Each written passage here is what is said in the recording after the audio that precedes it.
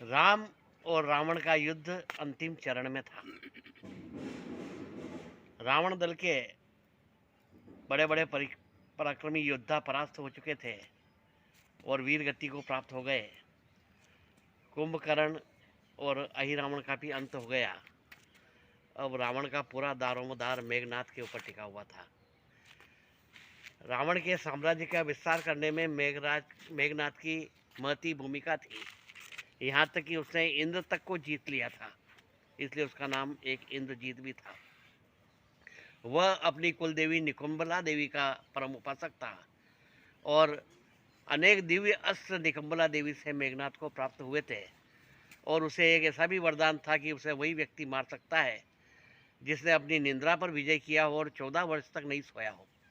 और ये इसकी पूरी उपासना जो है ये लक्ष्मण जी द्वारा की गई है। आज लक्ष्मण जी और मेघनाथ का अंतिम युद्ध था। लक्ष्मण जी प्रभु श्री राम से युद्ध में जाने से पूर्व प्रातःकाल आशीर्वाद लेने के लिए उनके शिविर में गए। प्रणाम कर किया तो वहाँ पे देखा तो प्रभु श्री राम पूजा कर रहे थे।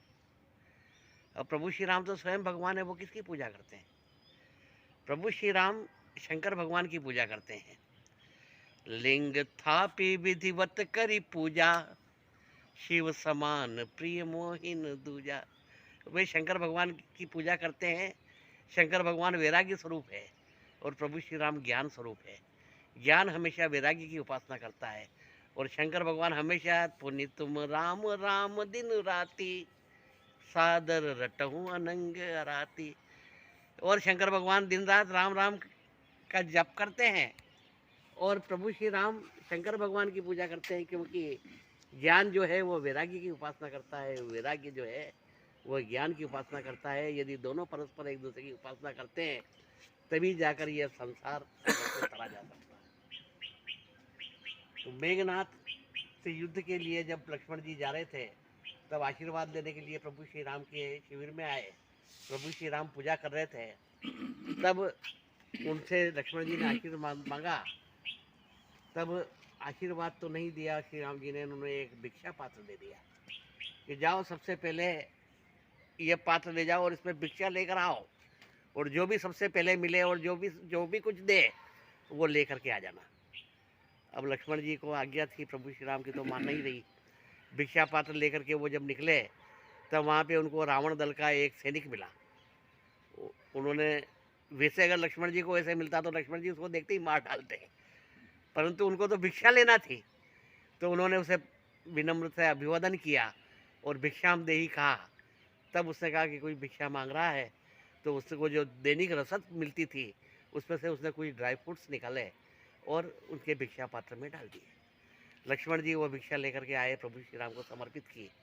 तब प्रभु श्री राम ने उससे विजयी भव का आशीर्वाद दिया और लक्ष्मण जी युद्ध करने के लिए गए।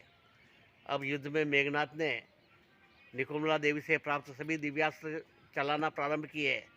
पाशुपतास्त्र, ब्रह्मास्त्र, आग्नेयास्त्र और भी जो दिव्य अस्त्र थे उन्होंने नागपाश आदि चलाए।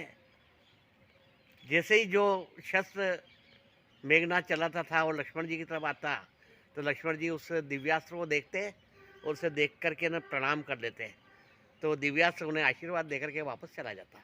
इस प्रकार से उन लक्ष्मण जी की विनम्रता के आधे दिव्यास्त्रों का कोई उनके ऊपर असर नहीं हुआ। उसके बाद में जब मेघनाथ सभी दिव्यास्त्रों का प्रयोग करके थक चुका तब लक्ष्मण जी ने नारायण अस्त्र प्रभु श्री राम का नाम लिया और मेघनाथ पर संधान किया। मेघनाथ का सर कट गया और सर कट के प्रभु श्री राम के चरणों में आ गिरा। इस प्रकार शाम को जब वापस सभी शिविर में इकट्ठे हुए और प्रभु श्री राम को प्रणाम किया लक्ष्मण जी ने, तो हनुमान जी ने कहा कि प्रभु एक बात का उत्तर तो हमें मिला नहीं, क्या कि आपने आशीर्वाद तो नहीं दिया और भिक्षा पात्र क्यों दे दिया लक्ष्मण जी को? तो इसलिए दिया कि लक्ष्मण जी के विजय के लिए यह भिक्षा पात्र देना बहुत जरूरी था, क्योंकि मेघनाथ बहुत बड़ा क्रोधी है। चला इंद्रजित अतुलित जोधा, बंधु निधन सुनी उपजा क्रोधा। उसको क्रोध उत्पन्न होता है। और इधर लक्ष्मण जी वो भी बहुत क्रोधी है और